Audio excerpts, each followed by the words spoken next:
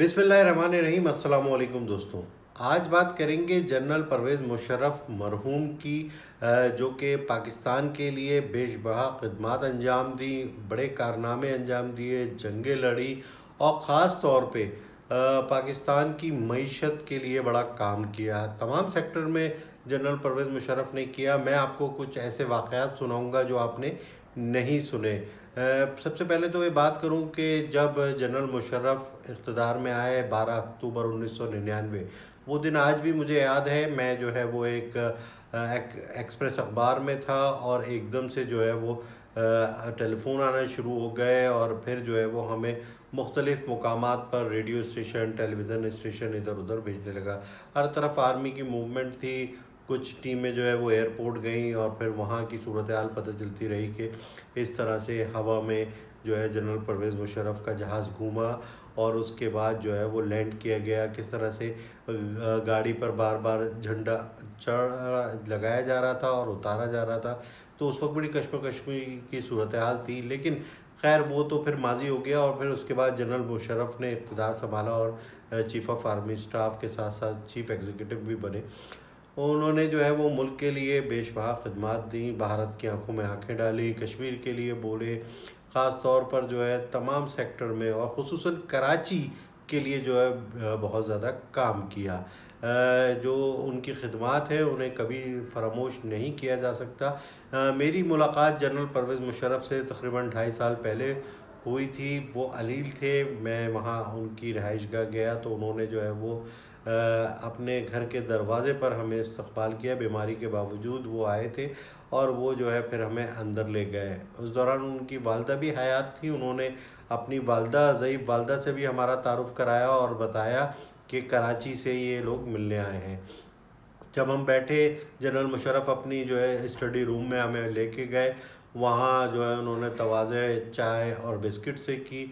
एक जो है दरमियाने दर्जे का फ्लैट था और जो है वो देखकर हैरानी हुई कि जिस शख्स ने तकरीबन 8-9 साल पाकिस्तान पर हुक्मरानी की, वो जो है वो एक छोटे से घर में और एक ट्राउज़र और टी शर्ट में मलबूस दिखाई दिया। उनकी एक जो है वो मर्द खादिम था जो उनका सर्वेंट दिखाई दिया और उसके अलावा एक दो जो है उनके सिक्योरिटी गार्ड मौजूद थे।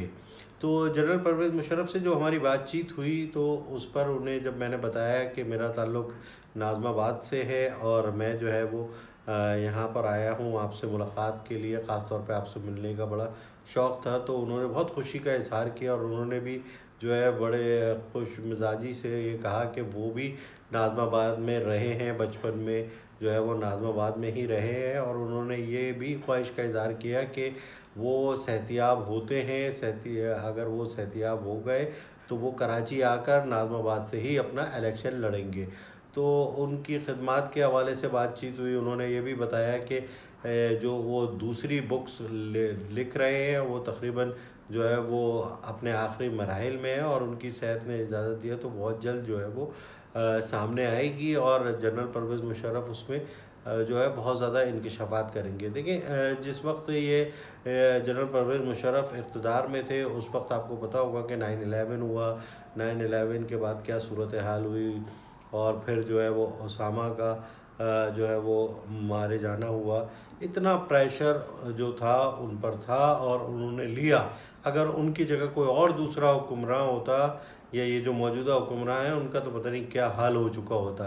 लेकिन उसके बावजूद जनरल परवेज़ मुशर्रफ का एक ये एहसान है कि उन्होंने जो है वो अपनी मुद्दत के दौरान डॉलर को 60 से ऊपर जाने नहीं दिया। 60 के ही अंदर रखा डॉलर को। उसके अलावा तमाम सेक्टर में, हेल्थ में, इसके अलावा एजुकेशन में, इसके HSC में, हर जगह जो है उन्होंने काम किया। और ख़ास तौर पे उनका ये एक नारा, सबसे पहले पाकिस्तान, उसमें वो दिखाई दिया। उनकी बातों में भी वो झलकता रहा और मैं समझता हूँ कि कराची वाले उनके एहसानमंद हैं कि उन्होंने जो कराची के लिए काम किया।